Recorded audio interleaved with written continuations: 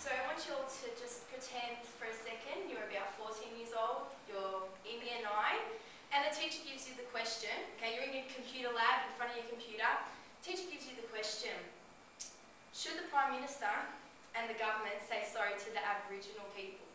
Okay, it's a bit outdated, this topic. But okay, so you're sitting in front of the computer and you kind of think, where do I start? Okay, hands up honestly. How many of you Year 9 students would start here? Yeah?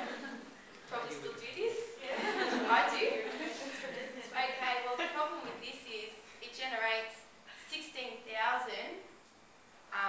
links, okay, and websites. And so it's hard for students, may have difficulty locating the appropriate information that's going to help them complete their task. Okay, so we tend to think that the ones that come up in the first couple ones are the most appropriate. However, to your shock, to your great surprise, the fourth topic had no association with the topic of the Aboriginal people whatsoever. So students may not have the skills necessary to evaluate whether the search results are relevant to their task. So, okay, another popular search result is Yahoo 7 Answers, which is basically people writing in their opinion to a topic, and yeah, I'm sure you've come across it in your researching.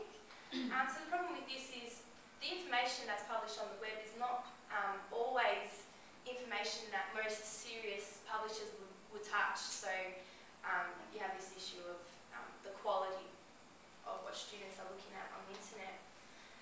Also, sources are not always stable. I'm sure everyone's experienced this, that you access a site and then you go back a week later and it's not even there anymore. So this could be a problem for teachers when checking for plagiarism. So yeah, that could become an issue. Another issue is that students can no longer assume that information on the internet is always reliable. So I think they might have trouble too distinguishing on people's opinions, or what's a real good text to use to complete their task. So back in the day when we used to take the students to the library and give them a selection of 10 books that we were usually familiar with, now there's just this vast variety of information that we're not familiar with. So then it might be difficult to recognise plagiarism straight away, as it used to be when we were familiar with the text that they were going through in the library. So, if you've read a chapter, you've been introduced to the topic of web quests. Has anybody got their books open? Their books? No? Can I get somebody to read the definition on page 296? Somebody get that out for me. Yep, do you want to read it for me? Yeah. So March 2009 defines a web quest as a scaffolded learning structure that uses links to essential resources on the World Wide Web and an authentic task to motivate students' investigation of a central, open-ended question, development of an individual expertise and participation in a final group process that attempts to transform newly acquired information into a more sophisticated understanding. The best web quests do this in a way that inspires students to see richer thematic relationships, facilitate a contribution to the real world of learning, and reflect on their own metacognitive process. Okay, thanks for that. So what does that all mean? That's a really long definition. I've got a sample of a web quest that I found on the internet to do with the topic that I posed earlier. So it just starts off like this. I'll just give you a brief look at it. It gives the students an introduction to the topic, and it gives you the task. Okay, now this particular person that's made this web quest has put the students into groups, and they're all required to take on a different role. So as we've got a historian, a reporter, health worker, anthropologist, and a librarian. So the students are assigned their role, and then they click on the link, and they have their own set of questions, which I'll scroll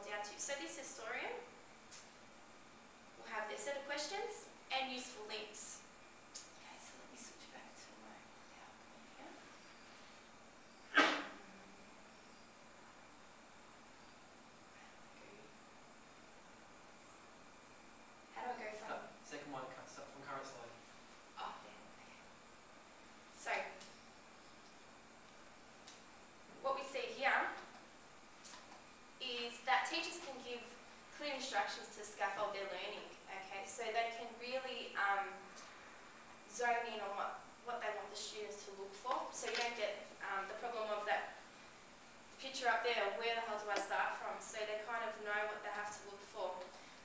The teachers provide links to websites that have suitable and reliable information to help complete their tasks. So the teachers have obviously looked through these websites and they know that the stuff on there is reliable and will help students complete the task.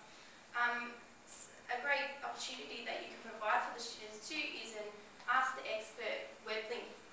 So they can email an expert or speak to experts online, which can be a really exciting opportunity for internet research.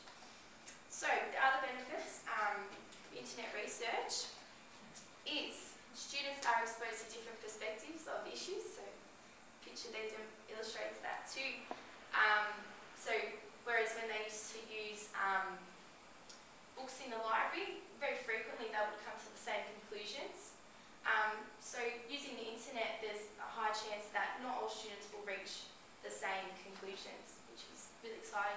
There's also, in the book, there's this link, globalschoolnet.org, and I had a look at it, and it's really cool for students to interact with other students all across the world, and they can collaborate their learning, so you can see if there's anybody studying something you are. They can, they've got like a little pen pals system happening on there, so it's pretty cool. Students can also publish their own website, so this kind of makes them feel important, makes them feel like they're real researchers, and it kind of makes them feel like their research was, relevant and important. Another benefit is that teachers can create interdisciplinary research. Interdisciplinary research, so this helps students to create meaningful connections between the disciplines and also between the learning environment at school and also in reality. This also increases the students' ability to transfer their learning from one situation to another, so one subject to another. I think this might be particularly handy if you're a teacher of two subjects. You have the same class for two subjects, and you can construct a web quest too for both subjects, and so that kind of makes them making links. So on the particular web quest that I found, actually had a page of links to other ways that you can incorporate the topic in other subjects. There's one for the arts, so it was analysing Aboriginal art. It was a really interesting web quest. English, I think, was writing a letter.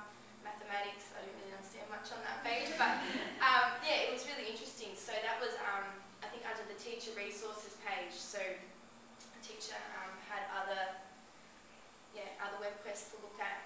So hands up, who feels kind of interested or intrigued about web quests now and using the internet?